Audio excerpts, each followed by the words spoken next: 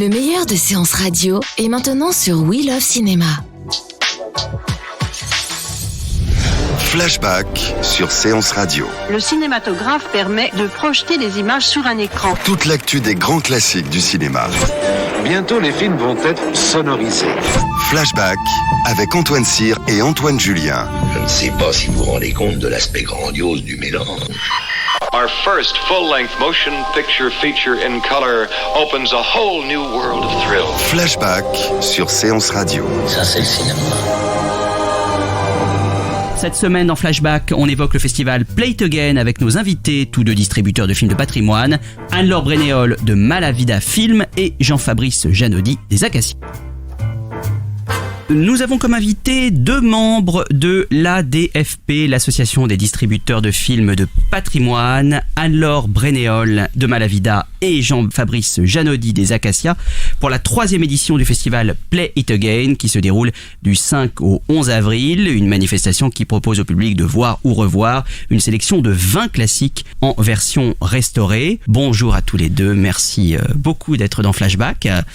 Alors ma première question, combien de salles participent à l'événement Play It Again? Cette année, pratiquement 200, je crois. Ouais, pratiquement 200, ouais. Effectivement, ce qui est beaucoup plus que l'année dernière. On était à 150 et la première édition, un peu plus d'une centaine. Donc, d'une année sur l'autre, parce que là, on attaque la 3e édition. Il y a de plus en plus de salles qui sont intéressées par le concept du festival. Qui monte en puissance. Dans la mesure où le concept, est un peu assez proche du festival Télérama, c'est-à-dire de faire le bilan d'une année de réédition. Ça permet aussi à des salles qui n'ont pas pu du tout faire de patrimoine dans l'année, parce que c'est pas forcément dans leur ADN, de saisir cette opportunité pour en faire. Alors le festival Télérama, lui, c'est un festival de cinéma contemporain qui fait le point sur les sorties en salle. Et vous, Play It Again, vous faites en fait la même chose, mais avec les films de patrimoine qui sont sortis pendant l'année. Voilà. Des films beaucoup plus rares du coup que les films du festival Télérama, qui reprennent en général des succès assez importants de l'année, donc des films qui ont quand même déjà été beaucoup vus, à la différence de certains de Play It Again qui peuvent avoir des entrées un petit peu plus confidentielles, parce que c'est vrai que c'est pas évident aujourd'hui de sortir du patrimoine au cinéma, même si on se bat tous, les distributeurs de la DFP, au quotidien pour que ça soit possible, avec de nombreuses salles à nos côtés, mais c'est vrai, c'est une session de rattrapage un peu sur le même modèle que le festival Télérama, effectivement, mais... Alors, ce qu'il faut préciser, c'est que c'est un événement sur la France entière. C'est vraiment près de 200 salles qui sont fortement impliquées et de plus en plus impliquées. Toutes les salles sont les bienvenues, donc toutes les salles qui ont envie de participer au festival seront accueillies chaleureusement par la programmatrice qui s'occupe exclusivement de la programmation du festival, donc des 20 films, tous distributeurs confondus. Et c'est vrai qu'il y a aussi des salles qui font du patrimoine toute l'année, qui en profitent aussi pour reprogrammer certains films à côté desquels elles étaient passées, parce que c'est pas possible de passer un peu tout. Il y a beaucoup de propositions maintenant. Alors parmi en effet cette sélection de 20 films particulièrement riches et copieuse, on peut citer Masculin, Féminin, Mauvais Sang, Panique, Point Limite Zéro, Indochine, Freaks, Cris et Chuchotements et quelques autres. C'est une très belle sélection. Comment avez-vous établi cette programmation ? C'est des distributeurs entre nous, on fait une réunion à un moment donné quand on réfléchit autour de justement de la programmation du festival. On essaie de voir un peu les line-up de chacun des distributeurs, de voir ce qu'on a ressorti dans l'année. On essaie de rechercher une harmonie en fait. Chaque société de distribution a sa propre ligne éditoriale, et de piocher un ou deux films dans chacun des line-up des distributeurs permet aussi d'avoir un panorama assez large du cinéma, c'est-à-dire des films qui vont des années 30 jusqu'aux années 90, et des films de cinématographie à la fois européenne, américaine et asiatique par exemple. Donc de pouvoir offrir à travers ce festival une diversité en fait, des rééditions qui peuvent sortir dans l'année. Des grands classiques comme des choses retrouvées qui n'avaient pas été visibles depuis des années. Est-ce que d'ailleurs vous avez est-ce que vous êtes en train de vous forger une religion sur ce qui est intéressant dans un film de patrimoine pour le public? C'est-à-dire quels sont les ingrédients qui font qu'un film de patrimoine va être particulièrement attrayant? Je vous vois sourire. Je pense que vous avez déjà pas mal réfléchi à la question. Non, pas de religion en ce qui me concerne, mais en tout cas, effectivement, on peut essayer de voir ce qui se dégage. Cela dit, il y a toujours des surprises avec des films qui ont été très vus, qui ont une grande notoriété, qui font pas forcément plus d'entrées que ça en salle. Il peut y avoir aussi des succès assez inattendus autour de films qui étaient invisibles. Je pense à Jewel, qui fait pas partie de la sélection du festival cette année, mais qui en faisait partie l'année dernière, qui a fait un nombre d'entrées quand même assez conséquent, parce qu'il était invisible depuis 40 ans. alors que c'est un film relativement peu connu d'un cinéaste suédois, Bo Widerberg, qui l'est un petit peu plus maintenant. Mais les gens sont aussi ravis de revoir des films comme Mauvais Sang, par exemple. En tout cas, moi, j'étais ravie de revoir Mauvais Sang dans une super belle copie, alors que c'est un film beaucoup plus récent et qui n'a jamais été impossible à voir puisqu'il existe en DVD, etc. Donc, ce que je disais devant Jean-Fabrice, c'est vrai que c'est bien d'avoir un équilibre qui permette à chacun d'y trouver son compte et qui permette surtout à tout le monde de comprendre que le cinéma de patrimoine et de répertoire a un intérêt aujourd'hui pour tous, à partir des âges les plus jeunes et non pas seulement, comme on peut avoir tendance à le croire à tort, aux gens les plus âgés qui vont voir les films au moment de leur sortie ou autre. Est-ce que par exemple un film, et je dis ça en l'espérant, mais est-ce que par exemple un film comme Freaks, c'est un film qui peut fonctionner avec les jeunes générations ? Oui, enfin sans aucun doute. Et d'ailleurs, il me semble, enfin en tout cas, je crois que c'est en cours de réflexion, mais le Freaks pourrait très très bien rentrer dans des dispositifs scolaires, collège ou lycéens et apprentis au cinéma, dans la mesure où, enfin par rapport au sujet du film, sur l'acceptation de la différence. Bien sûr, bien sûr. Voilà, donc effectivement, l'intérêt aussi, c'est en fait sur chaque film qu'on distribue, on essaye aussi de trouver des points d'accroche.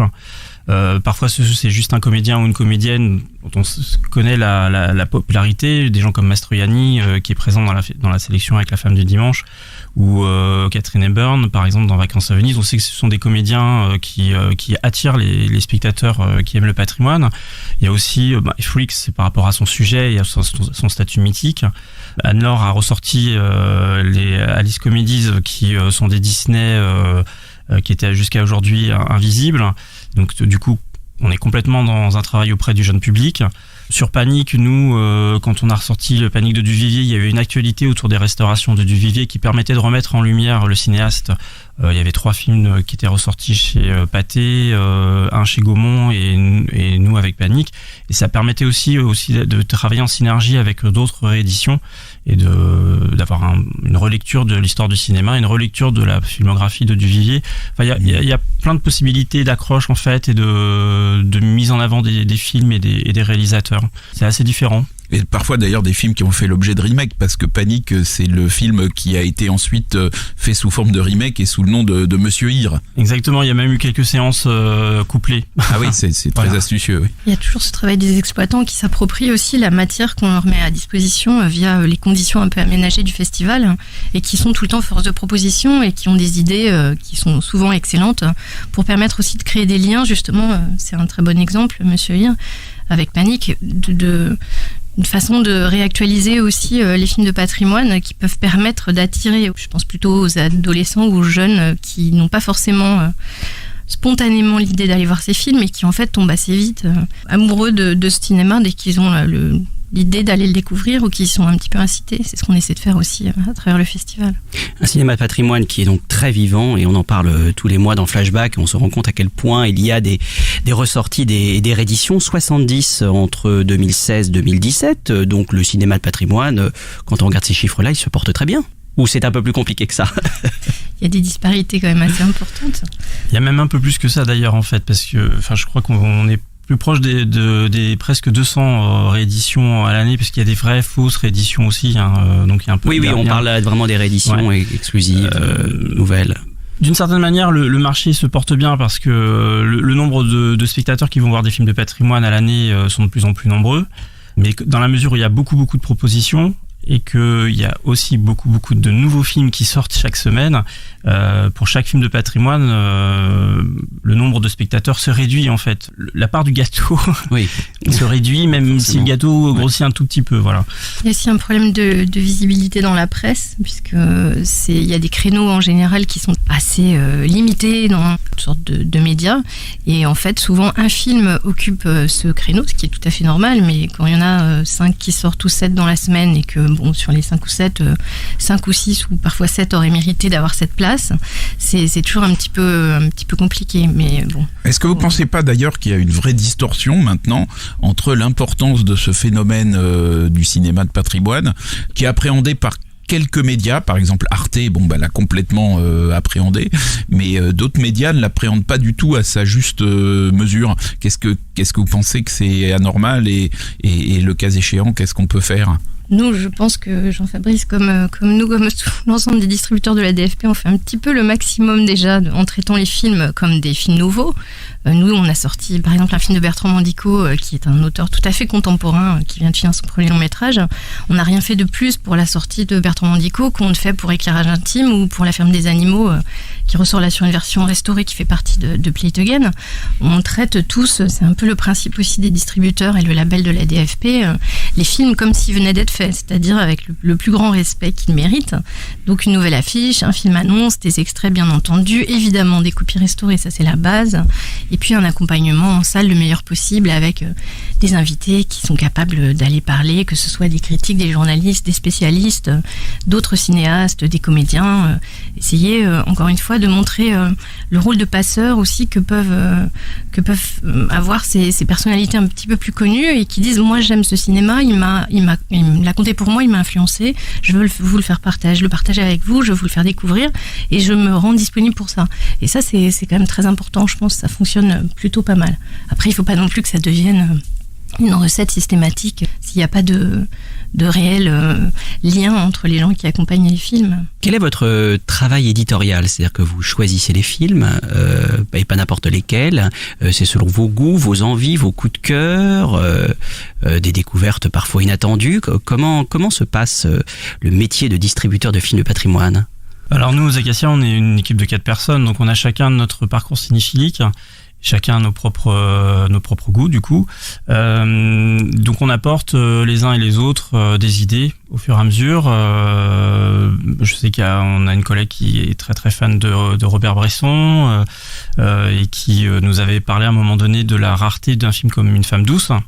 Donc les idées viennent aussi de notre parcours cinéphilique. Il y a aussi des opportunités parfois. Il y a de plus en plus de films restaurés qui sont présentés dans des festivals prestigieux comme Cannes, Venise, Berlin. Donc c'est aussi c'est aussi l'occasion pour nous de prendre des contacts avec des ayants droit, des laboratoires qui s'occupent de restauration des films. C'est comme ça qu'on a nous ressorti 6 films de Satya Gittray qui avaient été présentés à Cannes Classique il y a à peu près 2 ans. Les envies, les opportunités, c'est un peu un mélange de ces 2 ingrédients-là, voilà. Nous, c'est un petit peu pareil et aussi différent. On avait monté Malavida à 2 avec Lionel Littoral il y a une dizaine d'années. Maintenant, l'équipe s'est un peu étoffée et c'est formidable. À la base, c'est vraiment une sélection de coups de cœur. Sachant que nous, on a un peu la particularité de passer beaucoup de temps à chercher des films qui nous importent, de façon peut-être pas très raisonnable d'ailleurs, mais en tout cas c'est ce qui nous motive et c'est ce qui nous fait plaisir. On a envie de continuer comme ça. Joe Hill dont je parlais par exemple, on a mis 10 ans à travailler autour de Bo Widerberg avant de réussir à exhumer celui-là en retrouvant un négatif à la Paramount, en mettant d'accord des héritiers avec plusieurs mères. Enfin, on a la tendance... Oui, il faut préciser que vous avez en effet la spécificité de ressortir des films vraiment très rares, oui, très méconnus, exhumés complètement. On peut parler là du dernier en date qui sort le 12 avril, qui s'appelle Le banquet des fraudeurs d'Henri Storck, seul long métrage de fiction du réalisateur connu surtout pour ses documentaires. Est-ce que vous pouvez nous en dire quelques mots ? Ça se passe à un poste frontière, voilà. Ça se passe à un poste frontière au moment où les frontières justement entre 3 pays vont disparaître. Donc c'est tout à fait d'actualité avec des tensions. Ça reste un film extrêmement drôle et très très très très fin, très intelligent, et on se rend compte que les thématiques qui nous occupent et qui nous préoccupent beaucoup aujourd'hui, au-delà de l'Europe, le dumping social, les problèmes des travailleurs étrangers accueillis en France, dans les pays autour de l'Europe, étaient déjà des préoccupations qui créaient des tensions en 1950. La modernité du banquet des fraudeurs nous a vraiment stupéfaits. C'était une volonté politique, on va dire, de la part de Malavida pour le coup, de le passer de le programmer à ce moment-là, justement pour essayer d'ouvrir le débat et de faire comprendre aux gens des choses à travers ce film qui n'est pas clivant, mais qui dit beaucoup de choses et qui permet justement de débattre de façon ouverte et les plus sereines possibles, en espérant que ça puisse faire réagir intelligemment dans une période qui a bien besoin de réactions intelligentes. Et vous avez, si je ne m'abuse, un tropisme quand même qui est à la fois Scandinavie et pays de l'Est. Alors d'où ça vient cette connaissance assez approfondie de ces deux sujets-là? Ça vient vraiment de nos goûts de cinéphiles antérieurs, à Lionel comme à moi. Moi, j'avais vu beaucoup de films scandinaves dans ma ville de naissance, qui est Rouen, où il y avait un festival formidable. Qui est plutôt au nord de la France, donc ouais. plus près de la Scandinavie que Nîmes. C'est ça. C'était le festival du cinéma nordique où j'ai découvert beaucoup d'auteurs, où j'ai vu tous les Bergman, mais qui étaient déjà en main, on va dire, et qui étaient déjà possibles à voir. Et c'est vrai qu'après, il y avait cette impossibilité de partager ces films qui avaient été des chocs très forts, même de les revoir, et que ça nous embêtait, quoi. Donc on a beaucoup travaillé là-dessus, et l'Est, c'est une cinématographie totalement vertigineuse de brillance et d'intelligence qu'on connaissait l'un comme l'autre, et Lionel est plus aussi sur le cinéma d'animation, en particulier les films de l'Est, et c'est vrai qu'on avait très très envie de partager aussi tout ça, de montrer aux enfants des choses différentes. On travaille aussi beaucoup sur le jeune public, mais en liant tout, c'est-à-dire que par exemple Faire de la fourmi récemment sont des courts-métrages de l'Est des années 50 d'une immense cinéaste qui s'appelle Ermina Tirlova, et qui ont été vus par plus de 25 000 enfants en France là, donc c'est bien, on est content de ça. Jean-Fabrice Janaudy, vous avez une ligne éditoriale assez éclectique, les Acacias, puisque vous, par exemple dans la programmation du festival Play It Again, on peut revoir Panique de Duvivier ou Vacances à Venise de David Lean. L'écart est important. Pas tant que ça. Non, mais dans ces deux cas, on est sur deux lignes différentes. Panique de Duvivier, on est vraiment dans la redécouverte d'un chef-d'œuvre d'un cinéaste assez mésestimé quand même ces dernières années. Ouais. Donc c'était l'occasion pour nous vraiment de remettre en lumière ce cinéaste-là. C'est un très grand film en plus. Et c'est un très grand film, voilà, et qui mériterait aussi d'être vu en dispositif scolaire pour plein de raisons. Et Vacances à Venise, c'est un peu différent. Là, on a depuis plusieurs années, on essaye de faire découvrir des films beaucoup moins connu de grands réalisateurs. On l'a fait avec John Ford, avec Le Soleil brille pour tout le monde, qui était un film très peu connu, mais qui était de son propre auteur son préféré. On avait fait L'étranger de Visconti, qui était un film devenu très très rare depuis sa sortie. Donc Vacances à Venise, c'est aussi une part plus intimiste et plus méconnue en fait de David Lean, qu'on connaît aujourd'hui pour ses grandes fresques, évidemment, comme Laurence d'Arabie, Docteur Zhivago, etc., qu'on connaît aussi pour ses premiers films anglais en noir et blanc, mais un peu moins pour les films un peu plus mélancoliques et plus intimistes de sa fin de carrière. Et en plus, celui-là, c'est un film là aussi très actuel, parce qu'il y a à la fois, c'est l'histoire quand même d'une femme un peu entre deux âges qui redécouvre le sentiment amoureux pendant un voyage, et puis c'est aussi une sorte de fable sur le tourisme et le regard un peu superficiel qu'on pose parfois sur les choses. Il y a cette scène extraordinaire où l'antiquaire dit à Katharine Hepburn d'enlever ses lunettes de soleil alors qu'elle avait commencé à dire que la couleur d'un vase était très belle, et je trouve que c'est un film très actuel aussi. Oui, complètement, et moi c'est un film qui me touche énormément, donc c'était en plus avec Katharine Hepburn dans le rôle principal, c'est vrai que ça devenait une évidence de le remontrer aux spectateurs. Dans le festival, il y a aussi Le Grondement de la montagne, alors ça c'est encore autre chose, on est sur la redécouverte totale d'un grand cinéaste japonais qui a fait presque 90 films, et seulement 4 ou 5 étaient sortis en salle en France, et du coup nous on a fait un vrai travail de redécouverte de ce cinéaste-là qui est Mikio Naruse, qu'on a appelé un peu de façon un peu commerciale comme le 4e grand du cinéma japonais, puisqu'on connaît les 3 premiers, Kurosawa, Mizoguchi, Ozu, et qu'on connaît pas du tout Mikio Naruse. Le seul film qui était à peu près visible depuis plusieurs décennies, c'était Nuages flottants. Il y avait 2-3 autres films qui étaient aussi visibles, mais pas du tout le reste de sa filmographie, et pourtant qui comprend énormément de chefs-d'œuvre.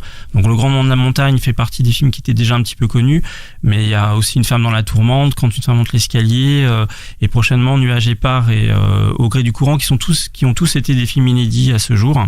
Et les films fonctionnent très très bien en salle, donc c'est aussi notre rôle. Moi je le dis souvent, mais on n'est pas des historiens du cinéma, on est juste des distributeurs, donc on est aussi des commerçants d'une certaine manière, mais par le choix des films qu'on fait et par notre façon de travailler, on peut aussi jouer un rôle d'historien du cinéma en remettant au premier plan certains films ou certains réalisateurs. Et ce qu'on fait sur Mikio Naruse par exemple, on en est vraiment très très fiers parce que pour le coup il n'est plus du tout un inconnu et on reçoit plutôt des messages de spectateurs qui nous disent quand est-ce que vous allez ressortir les autres films. Bon, on va peut-être pas ressortir les 80 mais voilà, en tout cas il y a un début de travail qui est fait et aussi les journalistes sont très sensibles, on s'en est rendu compte à ce travail-là parce que même eux découvrent vraiment ou des films ou des réalisateurs.